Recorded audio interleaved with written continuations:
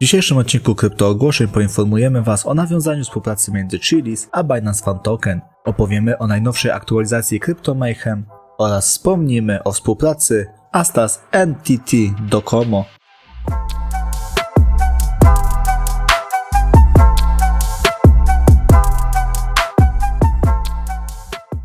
Witam Was serdecznie na kanale Kryptoogłoszeń, przed nami kolejna dawka informacji. Jeżeli materiał uznacie za wartościowy, zachęcam do lajka, subskrypcji, komentarza, tylko jeszcze przypomnę, że nie znajdziecie tutaj porad inwestycyjnych, bo takie należy udać się do specjalisty. My tylko wyrażamy nasze subiektywne zdania, tak więc już nie przedłużając, zaczynajmy. Serwis The Block zauważa, że wszystko wskazuje na to, iż giełda FTX przestała przetwarzać wypłaty. Ten fakt potwierdzają dane on-chain. Analitycy The Block wychwycili nienaturalną, dwugodzinną przerwę od ostatniej wypłaty. Oczywiście istnieje możliwość, że giełda przestała dokonywać wypłat tylko ze swoich zidentyfikowanych portfeli. Najbliższe dni będą zapewne kluczowe dla przyszłości giełdy FTX. BitKeep World informuje, że BNB Chain Football Fiesta rozpocznie się 15 listopada. 3000 Glory Pass zostanie rozdanych społeczności BitKeep do 17 listopada. Aby otrzymać Glory Pass, należy wykonać zadania załączone do tweeta. USDD informuje o dodaniu 3 par handlowych opartych na tym stablecoinie. Już teraz można handlować tokenami USDD na giełdzie Huobi w parze do tokenów Matic, Terra Luna Classic oraz FIL. Kolejne 3 pary handlowe zostaną dodane wkrótce. Chiliz wspólnie z Binance świętuje futbolową gorączkę. Chiliz nawiązało współpracę z Binance Fan Token, aby powitać nadchodzące Mistrzostwa Świata. Wszystkie czynności, jakie należy wykonać, aby odebrać paszport NFT, zostały opisane w linku załączonym do tweeta. Polygon zaprasza na webinar, który zostanie poświęcony pomocy przedsiębiorstwom adaptacji rozwiązań blockchain. Podczas webinaru zostaną przedstawione zagadnienia dotyczące ulepszania modeli biznesowych w Afryce. Więcej informacji o webinarze znajdziecie w grafice, która została załączona do wpisu. Binance ogłasza start nowej rundy serii Learn and Earn. Wszyscy zweryfikowani użytkownicy Binance będą mogli zdobywać darmowe krypto, wypełniając kursy i quizy online. Możliwość wypełniania quizu zostanie odblokowana dzisiaj o godzinie 11 czasu polskiego.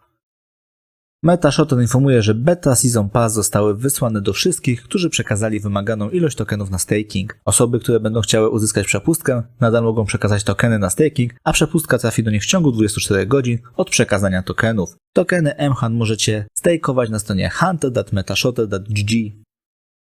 Program ICP.lab został niedawno uruchomiony, aby oferować coaching i warsztaty dla zespołów projektowych społeczności ICP. Do tweeta została dołączona wiadomość od pierwszego uczestnika tego programu Infinity Swap. Osoby zainteresowane zachęcamy do zapoznania się z programem ICP.lab oraz wiadomością, która została przekazana przez Infinity Swap. Paxos Finance aktualizowało swoje warunki świadczenia usług dotyczące korzystania z protokołu. Paxos Finance regularnie wprowadza aktualizacje, aby lepiej, szybciej i wydajniej służyć swoim użytkownikom. Kanga zauważa, że utrata kryptowalut na rzecz oszustwa jest trudnym doświadczeniem, więc jeśli pojawi się szansa na ich odzyskanie, trudno myśleć logicznie i nie dać się wciągnąć w tą grę. Takie momenty są wykorzystywane przez oszustów podających się za deweloperów blockchain. Ci programiści zwracają się do ofiar oszustwa z propozycją odzyskania utraconych środków w zamian za opłatę. Jest to oczywiście oszustwo i użytkownicy pod żadnym pozorem nie powinni wysyłać takiej osobie płatności. Kanga prosi wszystkich o zachowanie czujności i bezpieczeństwa w świecie technologii blockchain. Crypto Mayhem stwierdza, że mijają kolejne dni, jednak ich zespół nie marnuje czasu. Nadal ciężko pracując, zespół Crypto Mayhem przedstawia aktualizację 1.12. W aktualizacji 1.12 zostały wprowadzone nowe przedmioty. Gracze będą mogli korzystać z apteczek, zasłony dymnej, zamrażającej miny, płonącej miny i miny odłamkowej. Twórcy gry stworzyli system podnoszenia przedmiotów wypadających z pokonanych przeciwników. Ponadto Crypto Mayhem dokonało implementacji wszystkich rodzajów broni, a także pojawił się interfejs przedstawiający stan amunicji. Osoby zainteresowane większą ilością szczegółów dotyczących wprowadzonej aktualizacji zapraszamy do zapoznania się z artykułem zamieszczonym na Medium Crypto Mayhem. Link do artykułu znajdziecie standardowo w opisie filmu. Projekt Moongate informuje o nawiązaniu oficjalnej współpracy z Polygon Studios. Moongate wykorzysta niskie opłaty w sieci Polygon do tworzenia i przeprowadzenia transakcji nowej generacji programów członkowskich i lojalnościowych dla swoich partnerskich marek i firm. Xcat ogłasza propozycję stake'u Cake LP Farm na PancakeSwap. Takie działanie uczyniłoby Xcat nielicznym tokenem mającym możliwość tworzenia farmy puli płynności w parze z tokenem Cake. Do tej pory w skład tych par udało się wejść tylko tokenom BNB oraz stablecoinom. Sui Media ogłasza start konkursu, w którym do wygrania jest po $100 dla 2 zwycięzców oraz 5 miejsc OG. Aby wziąć udział w konkursie, wystarczy obserwować profile Sui Media oraz OUS na Twitterze, podać dalej i polubić omawiany wpis oraz oznaczyć 3 znajomych. Konkurs potrwa 72 godziny od momentu publikacji tweeta. Astar łączy się z NTT Docomo, aby wspólnie przybliżyć przejęcie nowych rozwiązań Web3 przez Japonię. NTT Docomo jest największym japońskim dostawcą internetu. Wspomniana firma obsługuje aż 37% populacji Japonii. Astar oraz NTT Docomo mają zamiar zbudować projekt, który rozwiąże problemy społeczne i środowiskowe poprzez strukturę DAO. NTT Docomo dostarczy know-how operacyjny, a Astar wprowadzi technologię Web3. W przypadku sukcesu tego projektu Astar ma zamiar rozszerzać swoją działalność w kolejnych państwach. Get Play nawiązuje współpracę z Abyss Game. Abyss Game jest wiodącym GameFi w centrum integrującym wydawanie gier, zawartość gier i wymianę zasobów gier. Avalanche Rush trafia na GMX. Uczestnicy tego programu mogą zdobyć nagrody o łącznej wartości $4 milionów. GMX zapewnia łatwość handlu tokenami AVAX, BTC oraz ETH z niemal natychmiastowymi rozliczeniami i niskimi opłatami transakcyjnymi. KuCoin zaprasza do dołączenia do najbliższego Twitter Space. Gościem Tima Tsaya będą przedstawiciele projektu PumLX. Projekt PumLX jest przedstawicielem nurtu Move to Earn. Ta rozmowa rozpocznie się 10 listopada o godzinie 13 czasu polskiego. Przy okazji zapowiedzi tej rozmowy został ogłoszony konkurs, w którym 10 szczęśliwców zgarnie po $30. Zasady konkursu zostały przedstawione na samym końcu tweeta.